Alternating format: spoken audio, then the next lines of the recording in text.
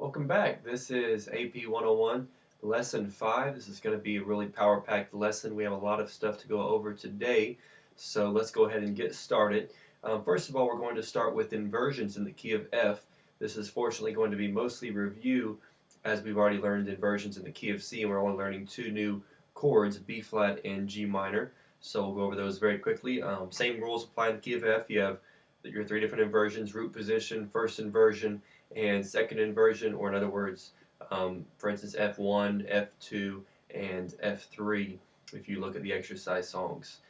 So go over B flat inversions very quickly. We already know F, we already know A minor, C, D minor from the key of C, so we don't need to go over those again. But for the B flat major chord, your inversions will be root position, B flat 1, B flat D, F. We've already learned that one. The next inversion, move your thumb up to D, your second finger up to F, and then flip B flat to the top. You're going to have D, F, B flat. Okay? 3, 5, 1. Okay, go up to the next inversion, second inversion, B flat 3. Move your thumb up to the next note, F, B flat, D, 5, 1, 3, F, B flat, D. One more time. Okay, G minors, likewise, the same thing. So you have your root position, G, B flat, D, 1, flatted third, 5th. Okay, next inversion, B flat, D, G. And next inversion, D, G, B flat. Okay, and hopefully you're kind of understanding how these chords work and how we form them, how we play them. The same rules apply when you're playing in the key of F as apply in the key of C. So go through, play your exercise songs. I'll play them for you here very quickly.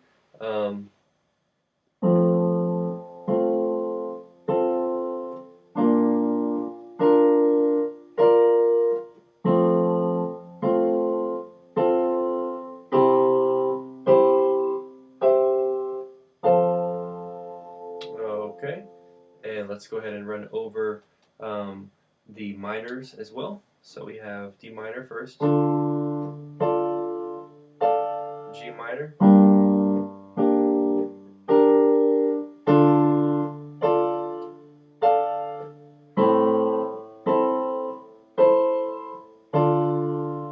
okay, and go back through, watch that a couple of times if you need to until you get it.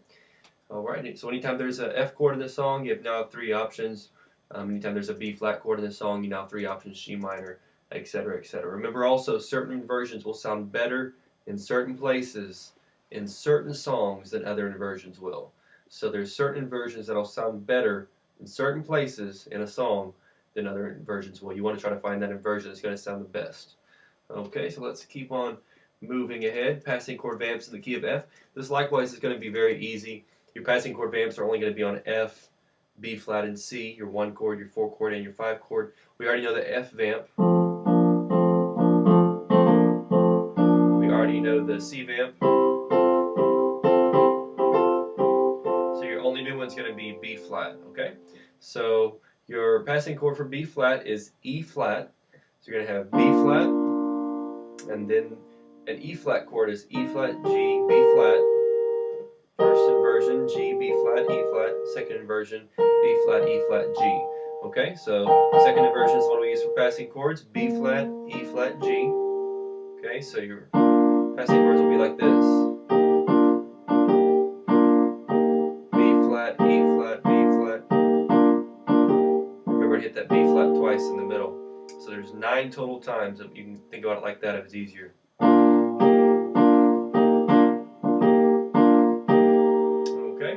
And of course you can listen to the song Can't Nobody to get the feel for this and everything. Let's go ahead and run over. I'm not going to do the exercise song here. You can do that on your own, but let's go ahead and run over Can't Nobody Do Me Like Jesus. And remember, it's the same chords as Jesus on the main line, but Jesus on the main line is written using the Roman numerals so that you can remember to focus on those, remember how important those are. Okay, so let's go ahead and do Can't Nobody Do Me Like Jesus in the key of F. So 1, 2, 3, 4.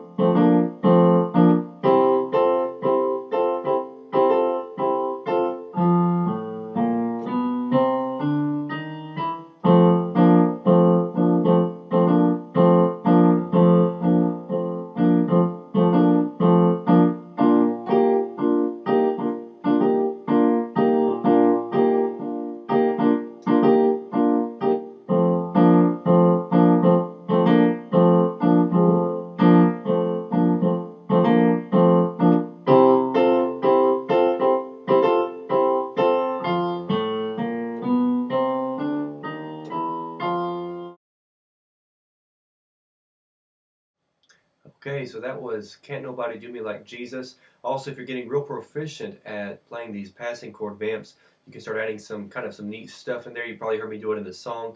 Let me show you just a couple of quick techniques that I use for this kind of stuff. One is sliding off the middle note, the black note, when you're playing passing chord vamp, and that sounds something like this.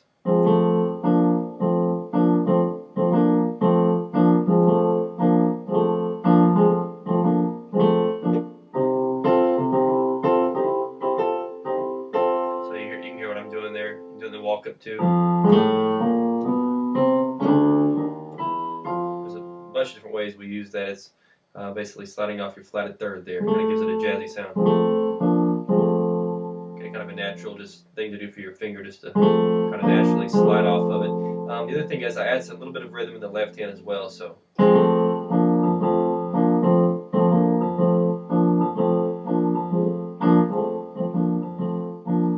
There's a lot of cool stuff you can do there. You can do some walk-ups.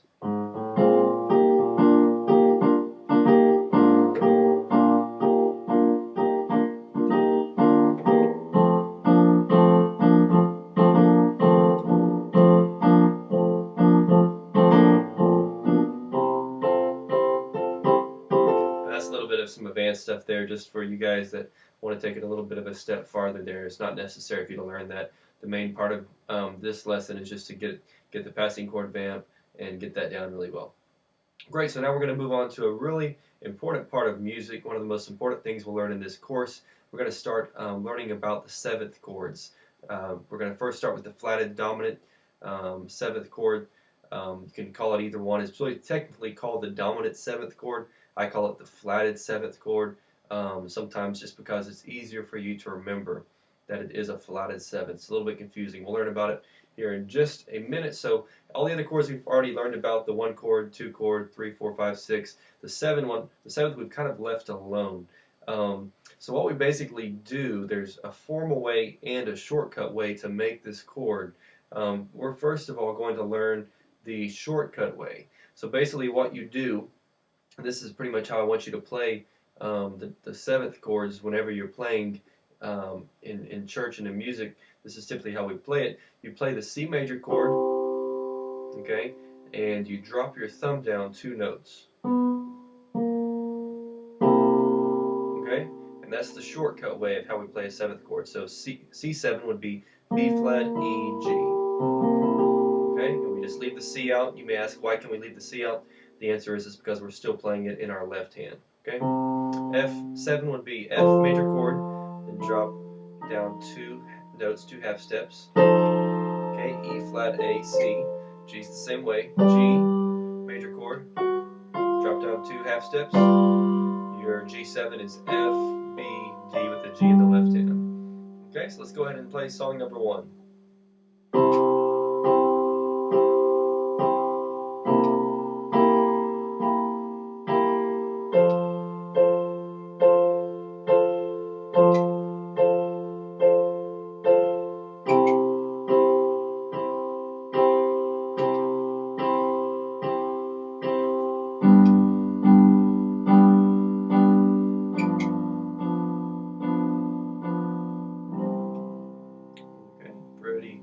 Pretty simple there. Good deal. And you'll probably need to practice that. It's going to take a little bit of time for you to get it. I say it's simple. It's simple because I've been using it for years. A flatted seventh chord is basically made. Here's the kind of the formal way we look at it. The flatted seventh chord is basically made by adding the flatted seventh note of the major scale to that chord. Okay, so what we do the formal way, I'll show you this now that we've learned the shortcut way that I want you to actually use. The formal way, take a C major chord, C, E, G. We add the 7th note of the scale, which is B, to the top of it, and then we flat that note. Okay, so there's 2 different steps. Add the 7th note, and then flat that note. So C7 the formal way, it's really a 4-note chord. So you'd have C, E, G, B flat. Okay, F's the same way. F, A, C, add the 7, which is E, flat that 7, F, A, C, E flat is a technical F7 chord, or F dominant 7, F flatted 7. G major scale, same way. G, B, D. Add your 7th note, which is actually F sharp. That's the 7th note of the G major scale, even though we haven't got to that yet. And then your flatted 7 would be F. Okay, so G7, G, B, D, F. That is important to know the difference between the formal way and the shortcut way. It's important to understand both because you'll need it for when we start learning more advanced chords and start adding and stacking layers on the chords. Okay, so then also there's 4 different inversions for each dominant 7th chord. I would advise going through, looking at the side of the page there and playing all 4 of those inversions, practicing those until you get them down really well. The fingering for it is 1, 2, 3, 5 on almost every chord there. 1, 2, 3, 5. Actually, it is 1, 2, 3, 5 on every single one of them. On the very first one, you can do 1, 2, 3, 4 if you want, but the fingering on almost all of them should be 1, 2, 3, 5 on all the rest. Okay, that's just a little tip there. That'll really help you out a lot. The only different one I can think of is G7 on this inversion here. I actually use 1, 2, 3, 4 as well. So it's either going to be 1, 2, 3, 4, 1, 2, 3, 5 on pretty much all of those 7th chords. All right, fantastic. So now we're going to be getting into one of the most important things, one of the most crucial things you will learn about in this course, substitution chords. Substitution chord is basically a chord that can be substituted for another chord in a song to make it sound better. Just to give you a real quick, very simple example, what do you do if you're baking, cookies, following your dear granny's secret recipe as it says in the curriculum, and you're missing one of the key ingredients? You don't have time to go to the store and get it. What are you going to do? Well, you're going to have to find something to substitute for that ingredient, or if you do not do that, what's going to happen is your cookies are going to turn out a little bit bland. Well, music's the same way. Substitution chords keep our music from becoming bland. What we do is, a lot of the times, when you're first learning, a lot of beginners fall into this rut. They start learning the major and minor chords. They get real excited. They're playing songs. But the problem is they get stuck in a rut, and they never get out of this major and minor chord rut.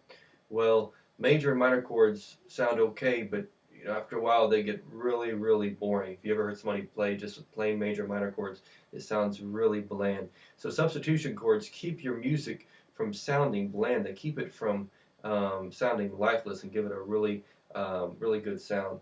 Perfect example, what we just learned about dominant sevenths.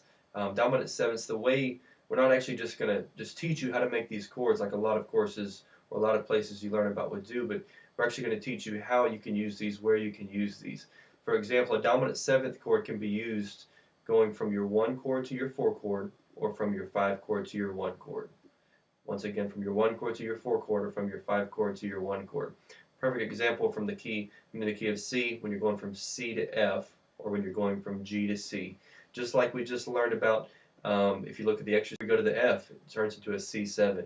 Right before we go to the C at the end of the song, the G becomes a G7. Perfect example of substitution chords. So that's rule number 1 for you for substitution chords for dominant sevenths. Anytime there is a chord movement going from the 1 chord to the 4 chord, or anytime there's a movement going from the 5 chord to the 1 chord, you can usually, about 80% of the time, you have to listen to your ear, substitute a dominant 7th there. So let's look at the following example that's in your curriculum. It has C, C, F, C, A minor, D minor, G, G, and then C. So which one of these chords can be substituted and changed into a dominant 7th? The first C? No, it can't, because it's not right before you go into the F. The second C? Yes, it can. You're good. Why? Because it's right before you're going to the F. And you can hear it too.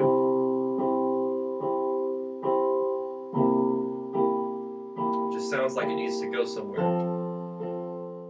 The 7th chord has kind of a we're about to transition type sound. It's also used a lot in jazz style music. So